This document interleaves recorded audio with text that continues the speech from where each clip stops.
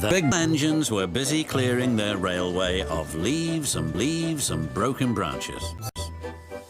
Peter, Sam and Rusty are together. One day, Rusty helped Peter, Sam to a water tower.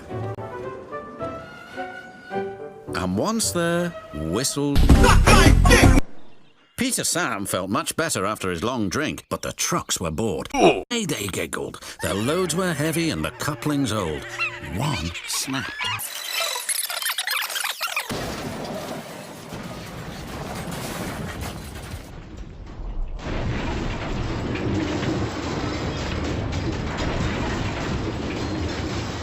Peter, Sam arrived at the scene of the disaster. His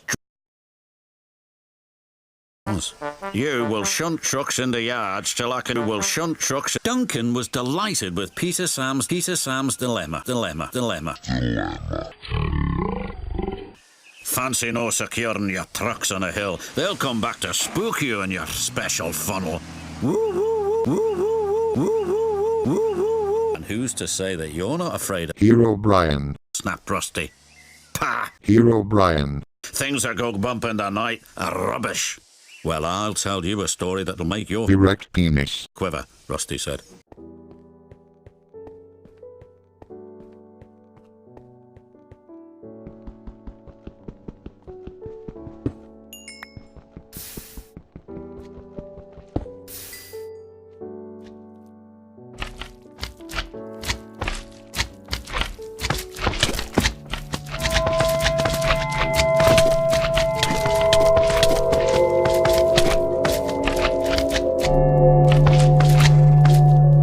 So what do you think of that, Duncan?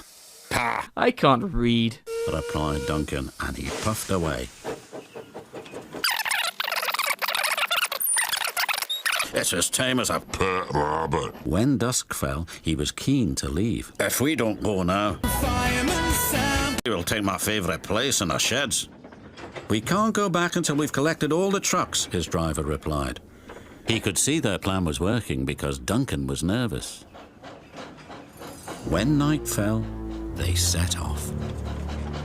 The moon was full, and the mists were rising around the old iron bridge.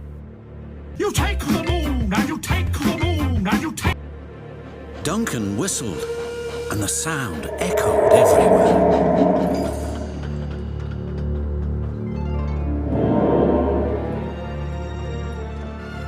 Then ahead, he saw flickering lights.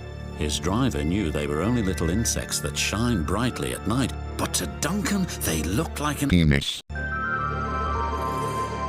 Next, his driver secretly threw a rock from the cab into the ravine below. It's the ghost! Take me back, please!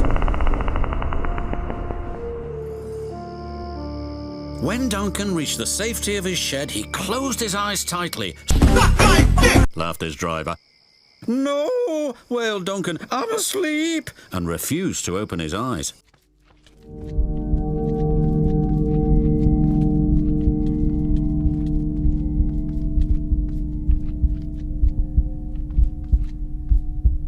He did, though, when he thought his driver wasn't looking, just to make sure that he was still there.